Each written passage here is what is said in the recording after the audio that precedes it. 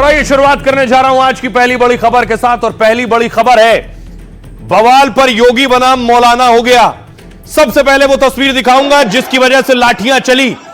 Police Bareilly में पहले रोक रही थी, पुलिस वाला साफ साफ कह रहा है रुक जाओ, लेकिन भीड़ रुकने को तैयार नहीं थी, बैरिकेड तोड़ने पर आमादा थी।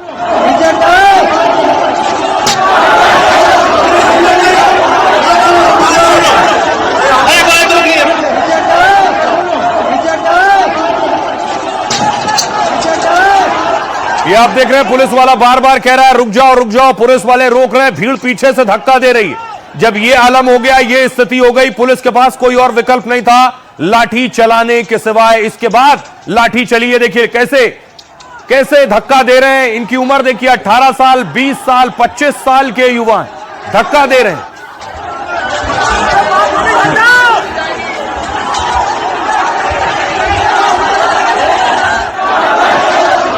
और उसके बाद पुलिस के पास कोई और विकल्प नहीं बचा। हालात को संभालने के लिए, कानून व्यवस्था संभालने के लिए पुलिस ने उसके बाद लाठी चलाई है। लाठियां चली है, लोग घायल हुए हैं, भगदड़ मची है, चोट भी आई है लोगों को। लेकिन देखिए इसका असर क्या हुआ। असर यह हुआ है कि ये तस्वीरें देखने वाले कह रहे हैं लाठी ठीक चलाई। महादेव का पोस्टर आप देख रहे हैं, कह रहे हैं यूपी पुलिस लठ चलाओ, नारे लग रहे हैं। हम तुम्हारे साथ हैं। यूपी पुलिस तुम लठ बजाओ, हम तुम्हारे साथ हैं। यूपी पुलिस तुम लठ बजाओ, हम तुम्हारे साथ हैं। यूपी पुलिस तुम लठ बजाओ, हम तुम्हारे साथ हैं। यूपी पुलिस आगे बढ़ो, हम तुम्हारे साथ हैं। हर हर महादेव, हर हर महादेव। यूपी पुलिस तुम लठ बजाओ, हम तुम्हारे साथ हैं। यूपी पुलिस तुम लठ बजाओ, हम तुम्हारे साथ हैं। यूपी पुलिस तुम लठ बजाओ, हम तुम्हारे साथ हैं। यूपी पुलिस तुम लठ बजाओ, हम तुम्हारे साथ। और उसके बाद देखिए बरेली में सुरक्षा बढ़ा दी गई है। एसएसपी, बरेली एसएसपी को आप देख रहे हैं, खुद घोड़े पर सवार होकर देर रात निकले हैं पेट्रोलिंग करने के लिए।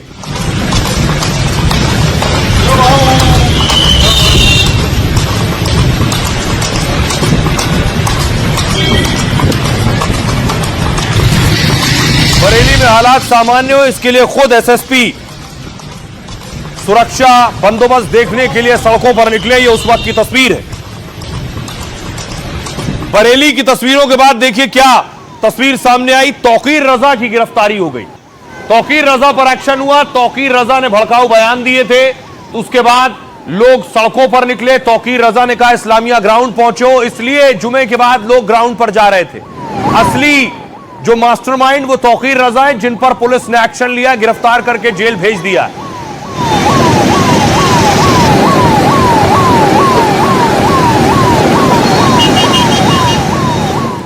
अब देखिए क्या पोस्टर लगे। एक तरफ I love Mohammad, I love Mahadev की बात हो रही थी, पोस्टर लग गया I love bulldozer. I love you Baba and bulldozer, I love you Baba and bulldozer.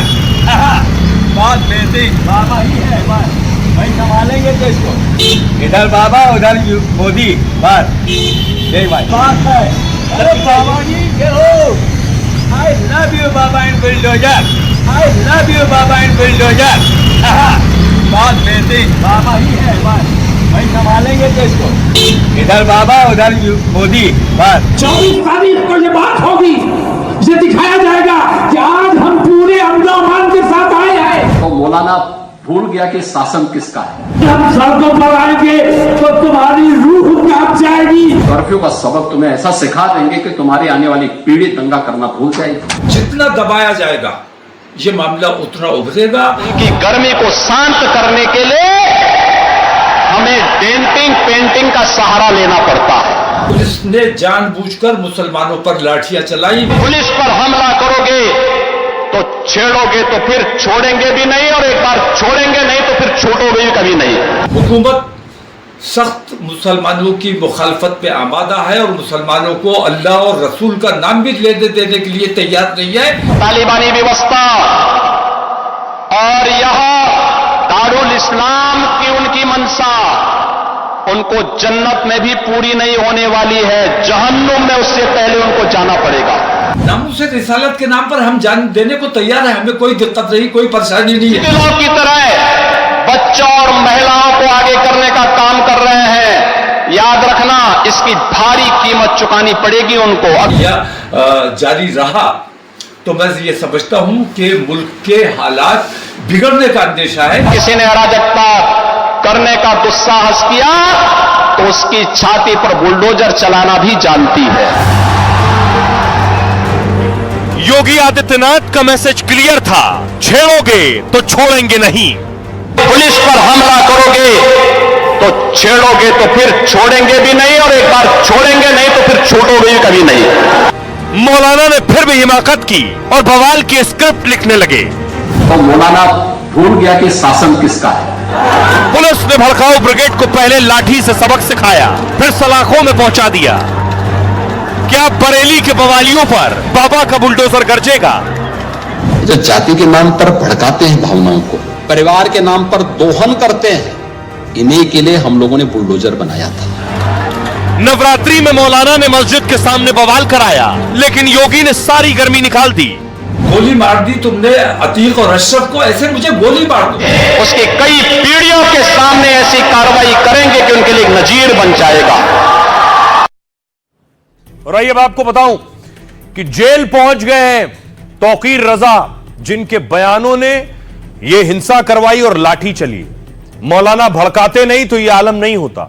अभी जेल में। बरेली बवाल के बाद योगी के रडार पर मौलाना तौकीर रजा आ गए।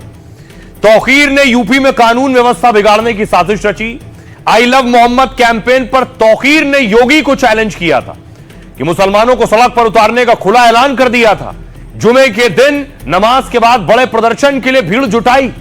सैकड़ों मुसलमानों को नारेबाजी और पथराव के लिए उकसाया, लेकिन योगी सरकार ने दंगा कराने के प्लान को फेल कर दिया। बवाल के बाद मौलाना तौकीर ने एक और वीडियो जारी किया। तौकीर ने गोली मारने और गिरफ्तारी की इच्छा जताई। कहा, मुझे भी अतीक और अशरफ की तरह गोली मार दो। तौकीर बोले, मैंने नहीं, पुलिस वालों ने माहौल खराब किया है। ये हिंदू मुसलमान फसाद नहीं करा पाए तो मुस्लिमों पर लाठी चलवाई। साथ ही दावा किया, खुशी होगी अगर मेरी गिरफ्तारी हो जाए। योगी की पुलिस ने मौलाना तौकीर की यह इच्छा फौरन पूरी की।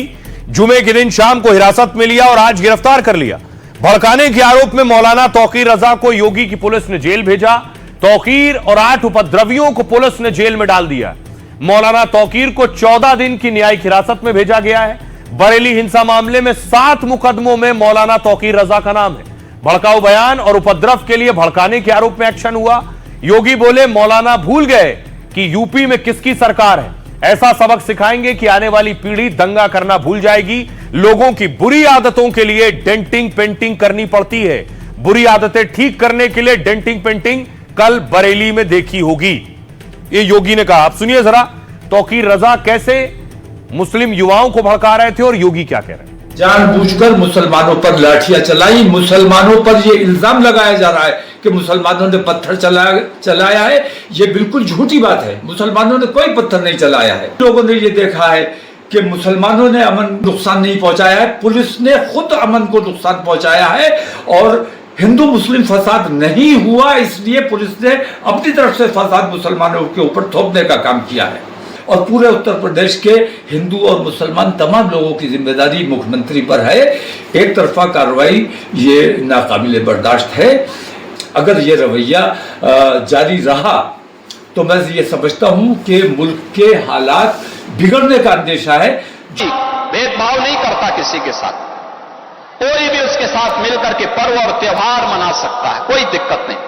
आई लव मोहम्मद कह करके अव्यवस्था और आगजनी तोड़फोड़ का सहारा ले रहे हैं। उन्हें मालूम है ये शारदीय नवरात्रि है, विजयादशमी का पर्व है, और शारदीय नवरात्रि को अगर अव्यवस्था पैदा करोगे, चंड मुंड बनकर के कार्य करोगे तो मां भगवती कभी बर्दाश्त नहीं करने वाली है। मां भगवती तो ऐसे चंड और मुंडों को रोकने का ही कार्य करती है। इसीलिए सभी सनातन धर्मावलंबी मां भगवती दुर्गा की पूजा इसीलिए करती है जिससे शक्ति अर्जित कर सके। और उसके बाद योगी की पुलिस ने कार्रवाई शुरू की, क्योंकि साजिश थी दंगा भड़काने की, साजिश थी माहौल बिगाड़ने की, पुलिस का दावा है। यह तस्वीर आप देख रहे हैं। पुलिस ने गिरफ्तारियां शुरू की। कल ही पुलिस ने कई लोगों की गिरफ्तारियां की थी, कई लोगों को हिरासत में लिया था।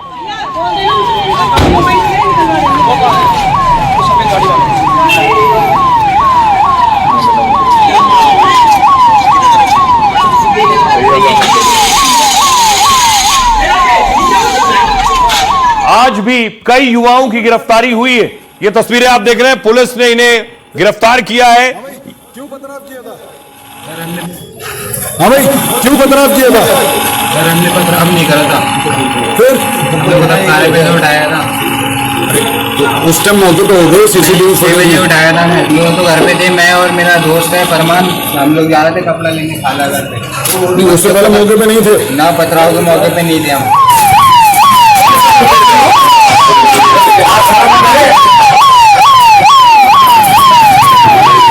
हाँ भाई फरमान, क्यों पथराव किया था भाई? सरफराज नाम है मेरा, पथराव नहीं करा था सर। आपने? ना मैंने नहीं सर, मैं तो खुद थाने पे से उठाया था सर, दोनों को, मुझे और फरमान को। मैं दुकान थाने पे से जा रहे थे हम लोग, सर बोले इधर आओ, पकड़ा और गाड़ी में बैठा दिया, जबरदस्ती घुसेड़ दिया। उसके बाद में यहाँ पे लिया। इस तरह की हिंसा के बाद क्या होता है? क्या तौकीर रजा ऐसे युवाओं को बचाएंगे जाकर? सीएम योगी के निर्देश पर पुलिस ने सख्त एक्शन लिया है और योगी की पुलिस ने करीब 2000 उपद्रवियों पर एफआईआर की है। बरेली के 5 अलग अलग थाने में 10 मुकदमे दर्ज हुए। करीब 40 उपद्रवियों को हिरासत में लेकर पूछताछ हो रही है। बरेली पुलिस बाकी उपद्रवियों की भी तेजी से तलाश कर रही है। हिंसा की तस्वीरें और वीडियो के आधार पर पहचान हो रही है। डीआईजी अजय साहनी ने जांच के लिए एसआईटी का गठन किया है। बरेली में भारतीय न्याय संहिता की धारा 163 लागू कर दी गई है, यानी 5 से ज्यादा लोग सार्वजनिक तौर पर इकट्ठा नहीं होंगे। बिना लिखित अनुमति के कोई कार्यक्रम आयोजित नहीं होगा। भारी संख्या में सुरक्षा बल तैनात किए गए, लगातार गश्त की जा रही है। पुलिस प्रशासन के आला अधिकारी सड़क पर उतरे हुए हैं। बरेली के संवेदनशील इलाकों में भी पैनी नजर रखी जा रही है। यह एक्शन अब आपको सुनवाता हूं, सुनिए जरा पुलिस क्या कह रही है, स्थानीय लोग क्या कह रहे हैं और जिनके लोग गिरफ्तार हुए हैं वो क्या कह रहे हैं। माननीय मुख्यमंत्री जी का एक क्लियर कट मैसेज है, 0 tolerance for law and order को जो लोग डिस्टर्ब करते हैं उसके लिए, तो हम इसको भी 100% यहाँ पर भी लागू कर रहे हैं। हर प्रकार की कार्रवाई की जाएगी कि एक ऐसी नजीर बने कि आगे के लोग इस प्रकार के कृत्य करने से पहले 10 बार सोचें। 39 लोगों को अब तक हिरासत में लिया है, 8 लोगों को गिरफ्तार करके न्यायिक हिरासत में भेज दिया गया है, जेल भेज दिया गया है। इनके मोबाइल फोन जिन जिनके रिकवर किए गए हैं उन मोबाइल फोन से भी एविडेंस कलेक्शन किया जा रहा है। नमाज पढ़ने गया था, बाहर से उसको गिरफ्तार करा गया और जो उसमें चलते हैं। वो अपनी नानी से मिलने आया था, नानी की तबीयत खराब थी, हार्ट मतलब उनको अटैक पड़ा था, तो उन्हें देखने आए थे, तो पुलिस ने घर में घुस के इन्हें उठा लिया। ये हमारा ही भाई है, ये शराफत में की दरगाह पे दुकान लगाया हुआ वो, तो उसको वहाँ से उठा के लेके आ गए। हाँ, वहाँ से वो थोड़ा सा खाना लेने आया था अपना, तो उसको उठा के लेके आया। रात भर दुकान उसकी ऐसी लगी रही यहाँ पे, ना मिलने दे रहा है, ना खाने के नहीं दे रहा है, ना कुछ। और उसने कुछ भी नहीं करा। और 6:30 बजे की करीब मगरिब की बात है, उस टाइम पे कौन सा झगड़ा हुआ जिस टाइम पे आप उठा के लाए उन्हें। बहुत लोग घायल हुए हैं सर, किसी का सर फटा, किसी का पैर पे चोट लगी है, चोट बहुत आई है। अच्छा, छोटे छोटे बच्चों के खासतौर पर चोट आई है। अब सोचिए इस एक्शन पर तौकीर रजा जैसे लोग जो भड़का रहे थे, सड़कों पर बुला रहे थे, वो क्या करेंगे? न जाने कितने बेगुनाह और कितने ऐसे लोग जो परेशान होंगे। अगली तस्वीर मैं आपको दिखाऊं, ये देख रहे हैं पुलिस ने फ्लैग मार्च किया, पेट्रोलिंग की है, सिक्योरिटी बढ़ा दी है जिससे कानून व्यवस्था दुरुस्त रहे।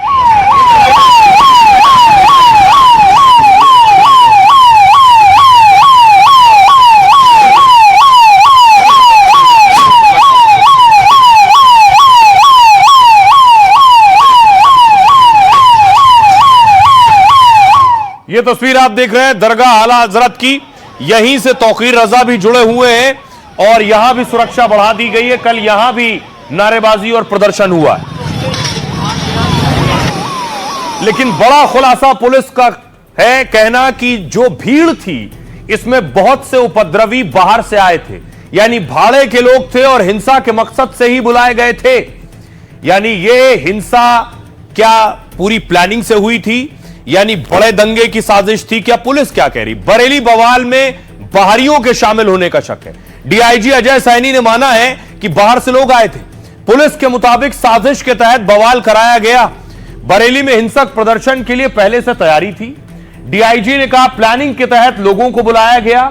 सोशल मीडिया पर 3-4 दिनों से ऐसे पोस्ट किए जा रहे थे। व्हाट्सएप के जरिए भीड़ इकट्ठा करने का दावा किया गया, यानी तौकीर रजा ने व्हाट्सएप पर बवाल की स्क्रिप्ट लिखी, व्हाट्सएप ग्रुप बनाकर लोगों को प्रदर्शन के लिए उकसाया, एक साथ कई ग्रुप में बल्क मैसेज के जरिए लोगों को इकट्ठा किया।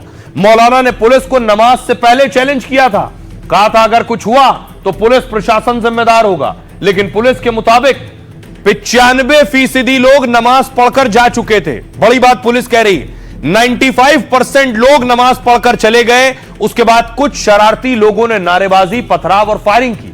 पुलिस को चाकू, खोखा, कारतूस और हथियार मिले। डीआईजी साहनी ने बताया कि इसमें बाहर से बुलाए गए लोग शामिल थे। अगर आपको याद हो, इसी तरह हिंसा का पैटर्न पहले कई राज्यों में देखा गया। नवंबर 2024 में संभल में हिंसा हुई, वहां भी बाहर से उत्पाती आए और गोलियां चलाई गई।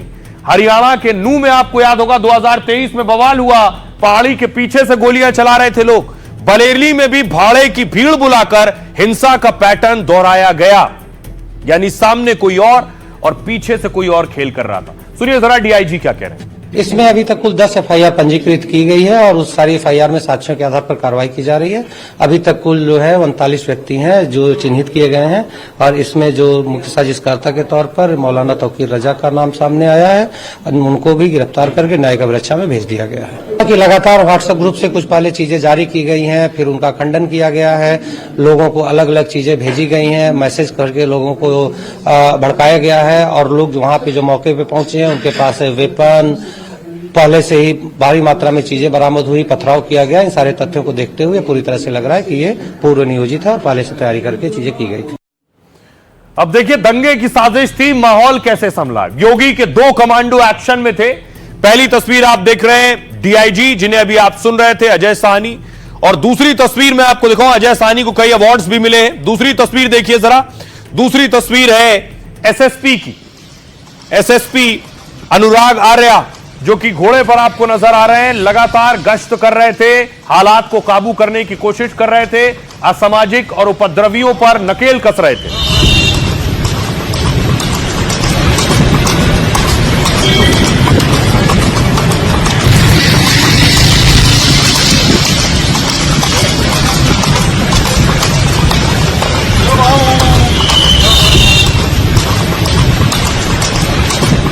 आइए आपको बताऊं योगी के दोनों कमांडो हैं कौन।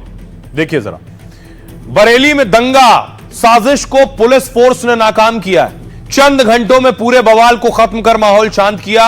इसके लिए योगी के 2 अफसरों की खूब चर्चा है। पहला नाम योगी के साथ जो आप देख रहे हैं, बरेली रेंज के डीआईजी अजय कुमार साहनी। इनके नेतृत्व में ही उपद्रव को बढ़ने से रोका गया। बरेली डीआईजी अजय साहनी 2009 बैच के यूपी कैडर के आईपीएस हैं। डीआईजी साहनी एनकाउंटर स्पेशलिस्ट के तौर पर जाने जाते हैं। आईपीएस अजय साहनी ने करियर में करीब 52 एनकाउंटर किए।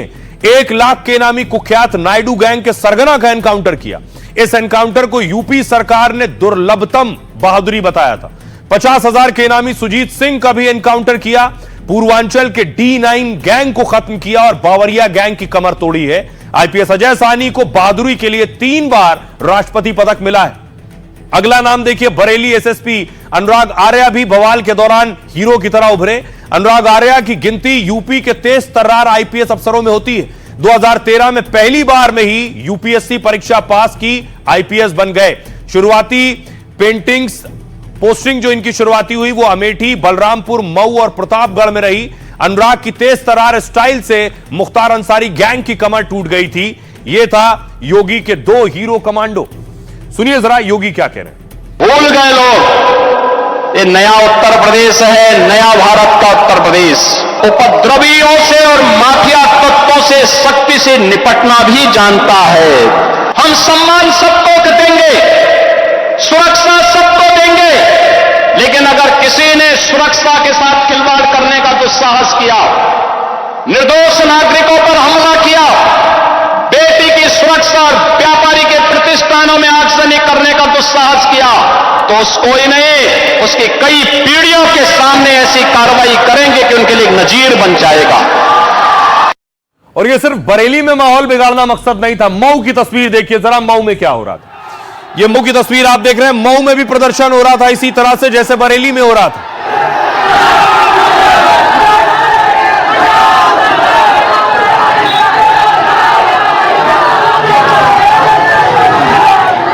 और इस बीच पुलिस के पास कोई और विकल्प नहीं था लाठी चलाने के अलावा, तो मऊ में भी पुलिस ने लाठी चलाई है।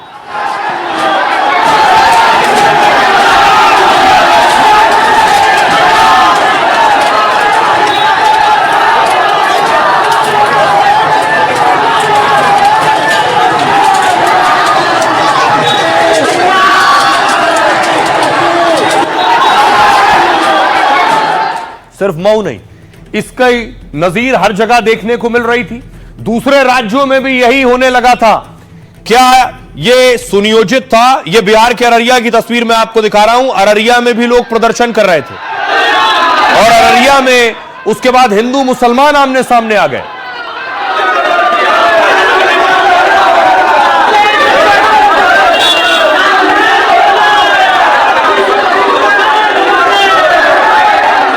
क्या ये किसी टूल किट का हिस्सा है? सवाल ये है। देश में देखिए अब कौन से बैनर पोस्टर गलियों, सड़कों और चौराहों पर लगने लगे। आखिर इसके पीछे किसकी साजिश है? देखिए, कहीं आई लव मोहम्मद के पोस्टर लगे हैं, कहीं आई लव महादेव के पोस्टर लगे हैं और कहीं अखंड भारत का पोस्टर लगा है, तो कहीं हिंदू राष्ट्र का पोस्टर लगा है। क्या सियासतदानों ने हवा दी है? आइए आपको बताऊं। अखिलेश यादव कह रहे हैं सरकार को ताकत दिखाना उसकी कमजोरी है। सरकारें लाठीचार्ज से नहीं, सद्भाव से चलती हैं। इसके बाद योगी आदित्यनाथ ने कहा, पहले सत्ता का मुखिया दंगाइयों से मिलकर खुश हो जाता था, अब ना सड़क पर जाम लगेगा ना ही शहर में कर्फ्यू लगेगा, बांटने वालों के लिए ही हमने बुलडोजर बनाया है। इकरा हसन कह रही है यूपी सरकार को संविधान की परवाह नहीं है, जनता एक दिन इनको मिट्टी में मिला देगी। योगी के पूर्व मंत्री कह रहे हैं कि बहकावे में ना आए, सरकार सबकी सुरक्षा के लिए प्रतिबद्ध है। असदुद्दीन ओवैसी कह रहे हैं आई लव मोहम्मद से बीजेपी आरएसएस को दिक्कत क्यों है? यह नारा देश विरोधी लगा तो फिर वो मोहब्बत के खिलाफ। बिना अनुमति के धार्मिक जुलूस निकालना मंजूर नहीं। संजय निषाद ने कहा हमारी सरकार कानून व्यवस्था के लिए हर कदम उठाएगी। चंद्रशेखर रावण कह रहे हैं यह धार्मिक स्वतंत्रता और नागरिक अधिकारों पर हमला है, अफवाहों को रोकने में नाकाम सरकार ने लाठीचार्ज कराया है। आइए अब आपको सुनवाता हूं, सुनिए सियासतदान क्या कह रहे हैं इस पर। सवाल यही है, क्या सियासतदानों के बयानों ने भी माहौल बिगाड़ा है? सुनिए। बोलते अरे ये भड़काऊ भाषण देता जालिमों, मैं अनपढ़ नहीं हूं, मैं लंदन की कानून की डिग्री मेरे पास है। जिस्म को मत देखो, दाढ़ी को मत देखो, टोपी को मत देखो, जबान से सुनो। पोस्टर लेकर के चलते समय आपत्तिजनक नारे लगाए जाते हैं, विभिन्न समुदायों में वैमनस्य पैदा करने की चेष्टा होती है, तब वह आपत्ति की बात हो जाती है और उसके खिलाफ हम देश को सावधान करते हैं। घिनौनी इनकी हरकत है और हम इसके सख्त खिलाफ है। और ये सरकार जो है ये दिन पर दिन इनका स्तर गिरता जा रहा है और इनको मिट्टी में मिलाने का काम ये जनता कर। जो लोग जो है वो लब के नाम पर हेट के हारर हंगामे और हुड़दंग में डटे हुए हैं, वो जो है वो मुल्क, मानवता और मजहब के खिलाफ संयुक्त रूप से अपराध करने में जुटे हुए हैं। गुंडा राज चल रहा है, माफिया राज चल रहा है, संविधान की कोई वैल्यू नहीं रह गई है। पुलिस को पावर इतना दे दिया गया है कि जिसको चाहे हाथ पैर तोड़ दो, जिसको चाहे उठा के जेल 2-4 साल के लिए भेज दिया हो रहा है। मैं खुली निंदा करना चाहता हूँ। कोई जंग की तैयारी थोड़ी थी, और जहाँ पर मोहम्मद साहब के नाम की बात आएगी तो वहाँ पर सबसे पहली चीज होगी शांति और इंसानियत। ये समझ लेना चाहिए लोगों को। पुलिस की जो कार्रवाई थी, जो पूरी तरीके से देखने में लग रही है कि सरकार के दबाव में की जा रही है, वो बहुत ही गलत है। सुमैया राणा, ये धमकी की भाषा का प्रयोग बंद करो, वरना सैलाब तो आंसुओं का आएगा, क्योंकि कार्रवाई इतनी कठोर होगी कि आंसुओं के सैलाब में आपके सारे अपराध बह जाएंगे। हिम्मत भी मत करना। बरेली के अंदर ये हंगामा और पुलिस के डंडे बरसाने, इसका फायदा पॉलिटिकली कौन उठाएगा? जिसको राजनीतिक फायदा होगा, इसके पीछे उसी का हाथ नजर आता है। अब सोचिए जरा इसका हासिल क्या है। अलग अलग जगह प्रदर्शन हुए, किसी ने प्रदर्शन रोकने की कोशिश नहीं की और उसका अंजाम क्या हुआ? अंजाम ये है, गिरफ्तारियां हुई युवाओं की। कानपुर में एक भी गिरफ्तारी नहीं हुई जहां से मामला शुरू हुआ, सिर्फ एफआईआर हुई है। लेकिन देखिए अलग अलग शहरों में गिरफ्तारियां हुई, दर्जनों गिरफ्तारियां हुई, कहीं 40 कहीं 50।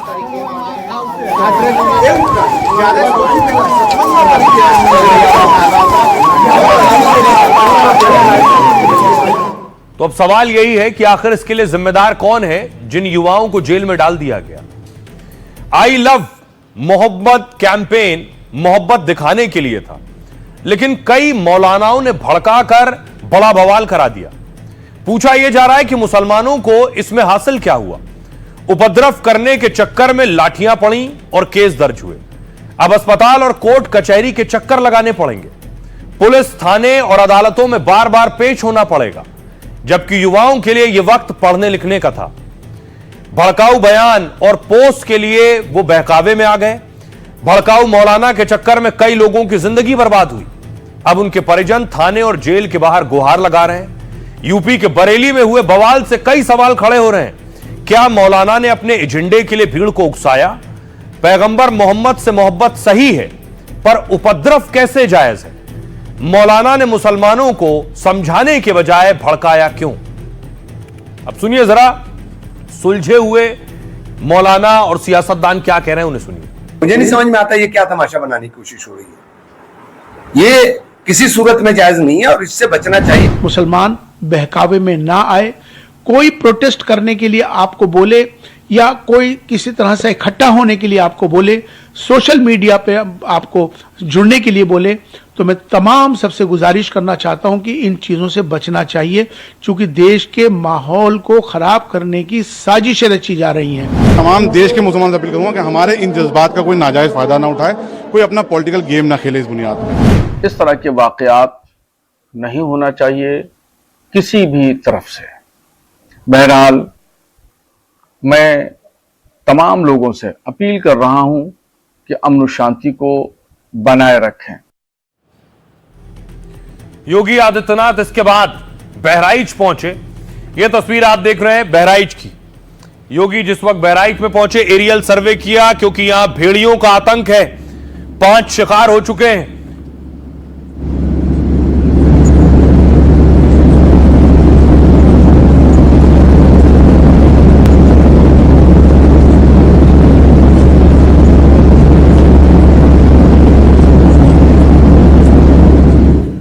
और उसके बाद एरियल सर्वे के बाद योगी आदित्यनाथ पीड़ितों के बीच पहुंचे, जिन्होंने भेड़ियों का आतंक देखा है, जो भेड़ियों का शिकार हुए हैं। योगी ने लोगों से बात की, पीड़ितों से बात की, जो बता रहे हैं योगी को कि भेड़िया कैसे आया, कैसे हमला किया।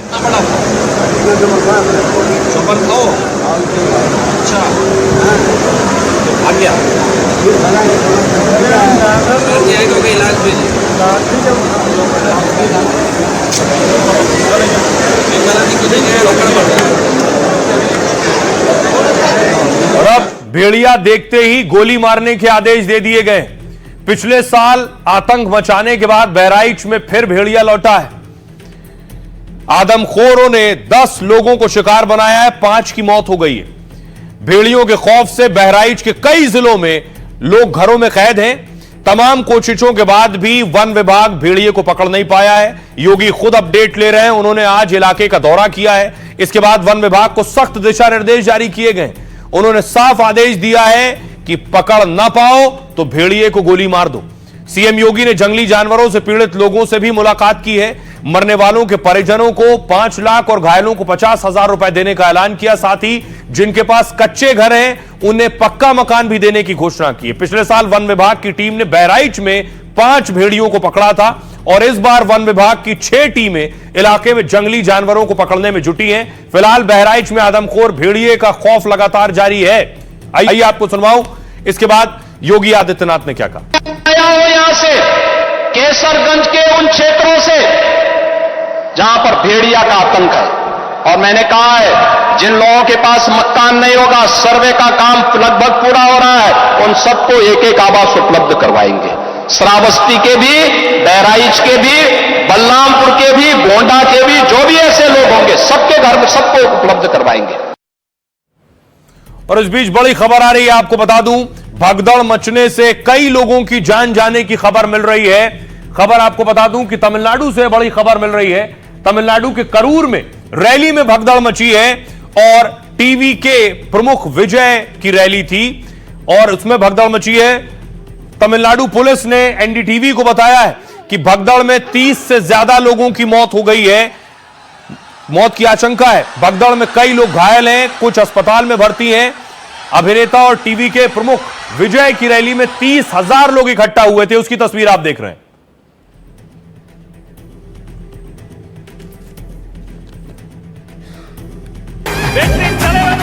और ये देख रहे हैं टीवी के प्रमुख विजय की रैली में ये भगदड़ हुई है और रैली बीच में ही रोक दी है। ये तस्वीरें आप देख रहे हैं भगदड़ के बाद की तस्वीरें। जो लोग घायल हैं या जिनकी मौत हो गई उनके शवों को ले जाया जा रहा है। तस्वीरें आपको विचलित कर सकती हैं।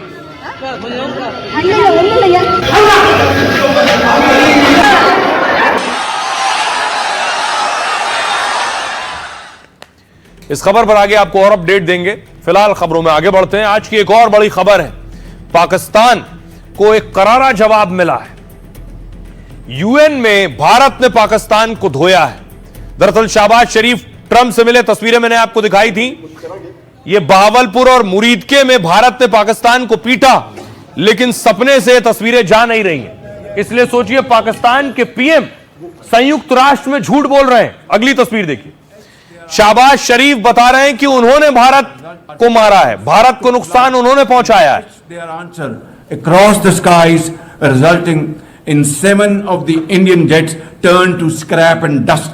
A decisive Falcons took. Shahbaz शरीफ कह रहे हैं कि भारत के 7 फाइटर हमने गिरा दिए थे। खैर शेखी है। अगली तस्वीर देखिए। उसके बाद शहबाज शरीफ जा रहे थे तो भारतीय पत्रकार ने पूछ लिया ये आतंकवाद कब तक चलेगा। सुनिए। Prime Minister Sharif, when are you going to stop cross-border terrorism? When are you going to stop cross-border terrorism, Pakistan Prime Minister? Prime Minister Sharif, when are you going to stop cross-border terrorism? When are you going to stop cross-border terrorism, Pakistan Prime Minister? Prime Minister Sharif, when are you going? तो शहबाज शरीफ ने ऐसे जवाब की उम्मीद नहीं की थी। दूसरा जवाब यूएन में अंदर ही मिल गया। यूएन सेक्रेटरी ने, भारतीय यूएन सेक्रेटरी ने वहीं पलटवार किया। of Pakistan also advanced a bizarre account of the recent conflict with India. The record on this matter is clear. Till 9th May, Pakistan was threatening more attacks on India, but on 10th May, its military pleaded with us. अब आइए आपको बताऊं संयुक्त राष्ट्र में हुआ क्या बोले शहबाज और भारत ने कैसे जवाब दिया है। ऑपरेशन सिंदूर पर पाक पीएम शहबाज ने झूठ परोस दिया यूएन में। दुनिया के मंच का इस्तेमाल जहर उगलने के लिए किया है। पाकिस्तान ने भारत के 7 लड़ाकू विमान कबाड़ करने का दावा किया, लेकिन शहबाज ने इसको लेकर कोई सबूत नहीं दिया। डींगे हाँकते हुए कहा कि युद्ध के दौरान पाक बेहतर स्थिति में था। ट्रंप की मध्यस्थता को पाकिस्तान ने बड़े मंच पर कबूल किया। सिंधु जल समझौते पर यूएन में रोते नजर आए शहबाज शरीफ। यूएन में पाकिस्तान ने एक बार फिर कश्मीर का मुद्दा उठाया, साथ ही ट्रंप के लिए नोबेल पुरस्कार भी मांग लिया। पाकिस्तान के हर झूठ को तुरंत भारत ने बेनकाब किया। भारत ने शहबाज के युद्ध जीत लेने के दावे का मजाक उड़ाया। अगर तबाह रनवे और जले हुए हैंगर को पाकिस्तान अपनी जीत मानता है तो ऐसी जीत को मानने का पाकिस्तान को पूरा हक है, यह भारत ने यूएन में कहा। यूएन में भारत के स्थायी मिशन में सचिव पेटल गहलोत ने करारा जवाब दिया। शहबाज की शांति की बात पर भारत ने पलटवार किया। पाकिस्तान पीएम सच्चे हैं तो तुरंत आतंकी शिविर बंद करने चाहिए। भारत में वांटेड आतंकियों को हमें सौंप देना चाहिए। पाकिस्तान का आतंकवाद को पनाह देने का लंबा इतिहास रहा है। पाक ने अलकायदा के सरगना उसामा बिन लादेन को छुपाए रखा। भारत ने साफ कहा परमाणु ब्लैकमेल के नाम पर आतंकवाद बर्दाश्त नहीं है और शरीफ के भाषण को आतंकवाद का महिमा मंडन बताया है। अब सुनिए जरा, शरीफ ने भी ये सपने में नहीं सोचा था कि ऐसा जवाब मिलेगा। सुनिए शहबाज शरीफ को और भारत के जवाब को। पाकिस्तान ने भारत के 7 लड़ाकू विमान को कबाड़ बना दिया। हम युद्ध के दौरान मजबूत स्थिति में थे। राष्ट्रपति ट्रंप के दखल के बाद सीज फायर पर सहमति जताई।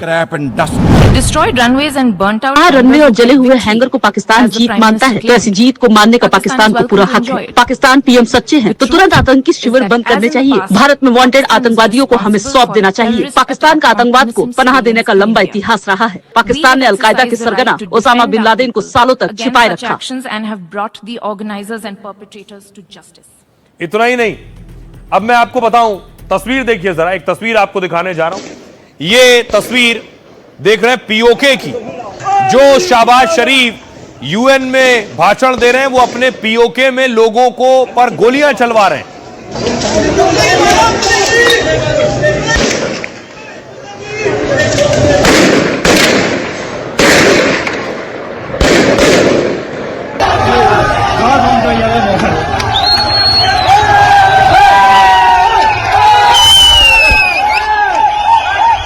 इलाके में प्रदर्शन हो रहा था पाक अधिकृत कश्मीर में और वहां पुलिस ने गोलियां चलानी शुरू कर दी। अब आपको बताऊं कि यूएन में आखिर जवाब कौन दे रहा था शाहबाज को। ये आप देख रहे हैं पेटल गहलोत जो यूएन में सेक्रेटरी हैं और इन्होंने ही जवाब दिया है। ना कैसे तेरी खुद गर्जी, ना चुने ना छाओ, कैसे तेरी खुद गर्जी। ये पेटल गहलोत की तस्वीर आप देख रहे हैं। आइए अब इनका तारुफ आपसे कराऊं, ये हैं कौन और जिन्होंने पूरी शिद्दत से पाकिस्तान को आईना दिखाया है।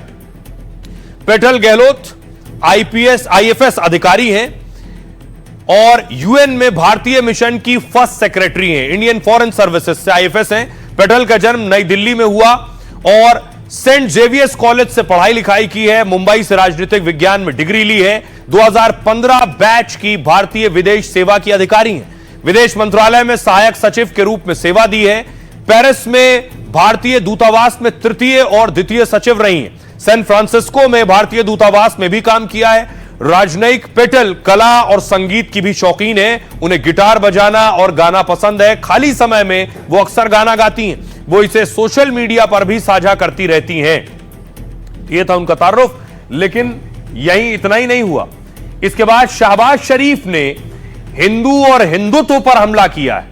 तस्वीर में दिखाऊं, यूएन में संयुक्त राष्ट्र में शहबाज शरीफ ने बताया कि हिंदुत्व बहुत कट्टर है। No space for hate speech. Gentlemen, there must be no space for hate speech, discrimination or violence against any person or against any religion, ideology such as. देखिए शहबाज ने क्या कहा और उनको इस पर भी यूएन में जवाब मिला है। यूएन में शहबाज ने हिंदुत्व पर अजीबोगरीब बयान दिया। शहबाज ने कहा भारत में हिंदू कट्टरवाद बढ़ रहा है, दुनिया में कहीं भी नफरत की जगह नहीं होनी चाहिए। बयान देते वक्त शहबाज पाकिस्तान का रिकॉर्ड भूल गए। पाकिस्तान में आतंकवाद पर भी शहबाज ने चुप्पी साध ली। हिंदुओं पर आतंकियों से लेकर मुनीर की धमकी भूल गए। इस पर भारतीय राजनयिक ने शहबाज को आईना दिखाया और पेटल गहलोत ने कहा पाकिस्तान आस्था के मामले में उपदेश दे रहा है, जबकि वो खुद नफरत, कट्टरता और असहिष्णुता में विश्वास रखता है। पाकिस्तान को अपने गिरेबान में झांकने की जरूरत है। यूएनएससी में पाक ने रेजिस्टेंस फ्रंट को बचाने की भी कोशिश की, उसके लिए ढाल बने। जम्मू कश्मीर में पर्यटकों की हत्या के लिए जिम्मेदार है। भारत ने तीसरे पक्ष की मध्यस्थता से भी इनकार किया है। अब आपको बताऊं उससे पहले जरा देखिए, पाकिस्तान को आईना दिखाने जरूरी है। जो पाकिस्तान हिंदू और हिंदुत्व पर हमला कर रहा है उसे यह बात खुद याद रखनी चाहिए। यूएन में शहबाज ने हिंदू कट्टरवाद का मुद्दा उठाया। पाकिस्तान में सालों से कट्टरपंथी हावी है। पाक में अहमदिया मुसलमानों पर हमला होता है। ईद के मौके पर कट्टरपंथियों ने अत्याचार किया था। पाक में अहमदिया के खिलाफ हिंसा, भेदभाव आम है। कट्टरपंथी इनकी मस्जिदों को भी निशाना बनाते हैं। कई अहमदिया हिंसा, भेदभाव के चलते देश छोड़ चुके हैं। पाक में अल्पसंख्यक हिंदुओं पर आए दिन अत्याचार होते हैं। हिंदुओं के मंदिर को पाक के कट्टरपंथी निशाना बनाते हैं। पाकिस्तान में सिख समुदाय भी नफरत, हिंसा का शिकार है। कट्टरपंथी सिखों और गुरुद्वारों के खिलाफ जहर उगल रहे हैं। कट्टरपंथी मुस्लिम नेताओं ने सिखों को धमकी दी, अगर गुरुद्वारों की चिंता है तो अमृतसर चले जाओ। UNHRC ने ईश निंदा पर पाकिस्तान को चेतावनी दी। अल्पसंख्यकों पर अत्याचार के लिए इसे पाक का बड़ा हथियार बताया है। अब सवाल यह है कि उपदेश वो दे रहा है जिससे अपना देश नहीं संभल रहा है। एक और तस्वीर यूएन से आई जब नेतन्याहू बोलने खड़े हुए उस दौरान, क्योंकि गाजा में लगातार अटैक हो रहे हैं, उस दौरान लोगों ने विरोध किया और यूएन चैम्बर को खाली कर दिया। Ladies and gentlemen, last year I showed this map. ये आप देख रहे हैं नेतन्याहू जब खड़े हुए तो हॉल से सभी एक एक कर बाहर चले गए। भाई खबरों में आगे बढ़ते हैं। आज की एक और खबर है, लद्दाख में हिंसा के पीछे विदेशी साजिश सामने आ रही है। ये जो तस्वीरें आप देख रहे हैं, लद्दाख में जो हिंसा हुई, आगजनी हुई, पथराव हुआ, बताया जा रहा है, दावा किया जा रहा है इसके पीछे विदेशी हाथ हो सकता है। अगली तस्वीर देखिए जरा, सोनम वांगचुक पर आरोप लगे, उनकी गिरफ्तारी हुई। सोनम वांगचुक को की जेल शिफ्ट कर दी गई है। अब जोधपुर जेल में शिफ्ट किया गया और बताया जा रहा है आसाराम की जो बैरक है उस बैरक में सोनम वांगचुक को रखा गया और आसाराम फिलहाल उनका स्वास्थ्य ठीक नहीं है तो वो अस्पताल में।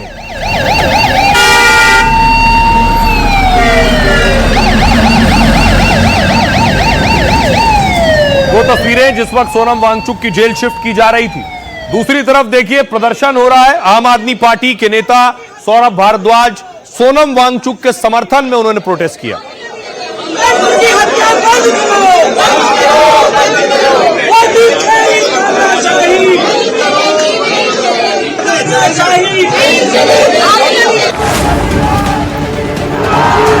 घायल लोगों की लिस्ट भी देख रहा हूं, उसमें डोडा से भी, नेपाल से भी, लेकिन इसके बावजूद कहां से ये चीजें हो रही थी। थ्री इडियट्स का हीरो कैसे बन गया विलन? पाकिस्तान के साथ क्या है वांगचुक का कनेक्शन? हमने पाकिस्तान PIO भी पकड़ा था जो इनके साथ उनकी रिपोर्टिंग करके अक्रॉस भेज रहा था। सोनम वांगचुक ने क्यों किया था पाकिस्तान बांग्लादेश का दौरा?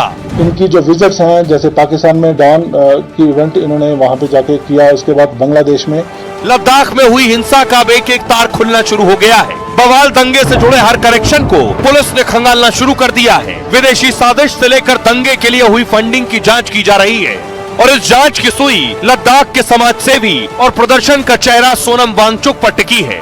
वांगचुक के बैंक खातों से लेकर विदेशी दौरे तक जांच के दायरे में आ गए हैं। अब सवाल ये उठ रहे हैं क्या लद्दाख में हुई हिंसा के पीछे विदेशी साजिश का हाथ है?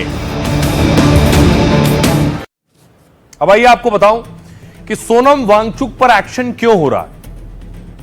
सोनम वांगचुक लद्दाख के लिए पूर्ण राज्य का दर्जा समेत कई मांग कर रहे हैं और इन्हीं मांगों के लिए वो लंबे समय से लद्दाख में प्रदर्शन कर रहे हैं। हालांकि तमाम मांगों के लिए केंद्र सरकार ने 6 अक्टूबर को दिल्ली में बैठक बुलाई थी, यानी यहां बैठक होने वाली थी, उससे पहले हिंसा हुई।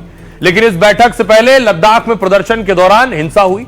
इस हिंसा में 4 लोगों की मौत हो गई है, 90 घायल हुए। हिंसा भड़काने का आरोप सोनम पर लगा और उन्हें गिरफ्तार किया गया। आरोप है कि सोनम वांगचुक ने ही जेनजी को हिंसा के लिए भड़काया और इसी वजह से पुलिस ने उन पर NSA राष्ट्रीय सुरक्षा कानून लागू कर दिया। आरोपी की गतिविधि देश की सुरक्षा के अगर खिलाफ होती है तब NSA लगता है। NSA के तहत संदिग्ध व्यक्ति को 12 महीने तक जेल में रखा जा सकता है, यानी पूरा 1 साल। अब सोनम के मामले में लद्दाख DGP ने एक और बड़ा खुलासा किया। बताया है कि कुछ दिन पहले पाक खुफिया एजेंसी का एजेंट एक पकड़ा गया। इस एजेंट का कनेक्शन समाज सेवी सोनम वांगचुक के साथ मिला है। वो सोनम से जुड़ी जानकारी पाकिस्तान भेज रहा था, पुलिस के पास इसका रिकॉर्ड है। इसके अलावा सोनम वांगचुक ने पाकिस्तान और बांग्लादेश का भी दौरा किया। सोनम वांगचुक के इन मामलों को लेकर पुलिस अभी लगातार जांच कर रही है। फिलहाल उन्हें गिरफ्तारी के बाद राजस्थान की जोधपुर जेल शिफ्ट किया गया है। अब सुनिए जरा खुद DGP जो इस बात का खुलासा कर रहे हैं। सोनम वांगचुक का है, अगर आप देखें इनका प्रोफाइल और इनकी हिस्ट्री रही है, ये सारा कुछ आपको YouTube में अवेलेबल होगा। जिस किस्म से इंस्टिगेशन वाली उन्होंने बातें की हैं, अरब स्प्रिंग की बात की है, या नेपाल या बांग्लादेश या श्रीलंका की जो इंस्टिगेट करने के लिए उनका एक अपना एजेंडा है। जहां तक आपकी फॉरेन फंडिंग की बात कर रहे हैं, उसके ऊपर ऑलरेडी प्रोसेस चल रही है। हमने पाकिस्तान PIO भी पकड़ा था जो इनके साथ उनकी रिपोर्टिंग करके अक्रॉस भेज रहा था, उसके भी एक हमारे पास रिकॉर्ड है। इनकी जो विजिट्स हैं, जैसे पाकिस्तान में डॉन की इवेंट इन्होंने वहां पे जाके किया, उसके बाद बांग्लादेश में, तो ये सारा एक बहुत बड़ा क्वेश्चन मार्क है इनके ऊपर। अब देखिए हालात खराब ना हो ले लद्दाख में, इसलिए क्या किया गया है, सुरक्षा बढ़ा दी गई है। हाई सिक्योरिटी है, चप्पे चप्पे पर निगरानी है, परिंदा भी पर ना मार सके। अगर कोई साजिश वाकई हुई है तो उसे नाकाम किया जा सके।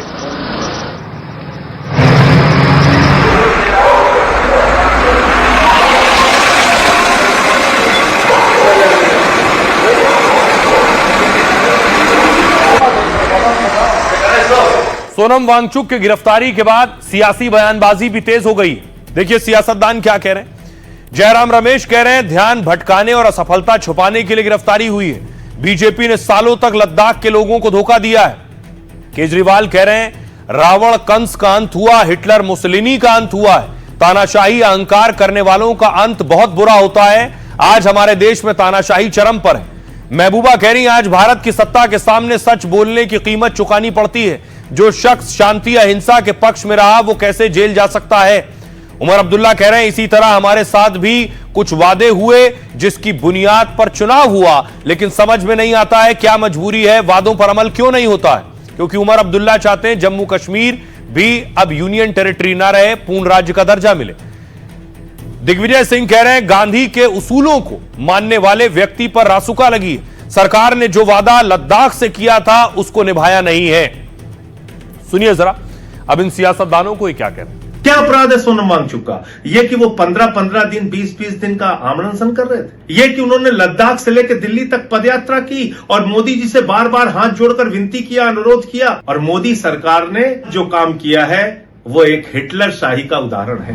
कौन सी ऐसी ताकतें हैं जो जिन्होंने की एक षड्यंत्र साजिशों के तहत वहां की शांति को छिन्न भिन्न करने की साजिशें की हैं। निश्चित तौर से आपकी अभिव्यक्ति की स्वतंत्रता, आपकी अराजकता की उद्दंडता नहीं बन सकती। जो व्यक्ति देश के लिए इतने बड़े बड़े अवार्ड लेकर आया हो और शांतिपूर्ण तरीके से अपना प्रदर्शन चला रहा हो, उसको हिंसक बनवाने का काम आप करोगे। आपका लॉ एंड ऑर्डर फेल हुआ, इसकी जिम्मेदारी वांगचुक की है। Foreign fund licence Sonam Wangchuk का कैंसिल किया है क्योंकि एनजीओ का नाम लेके अमन शांति न बनाए रखना, ये कहां से सोच आई है, ये जानना बहुत जरूरी है। तो गांधीयन है जो हमेशा से गांधी की बातों को लोगों को कहते रहे, उसके ऊपर एनएसए लगाया जा रहा है।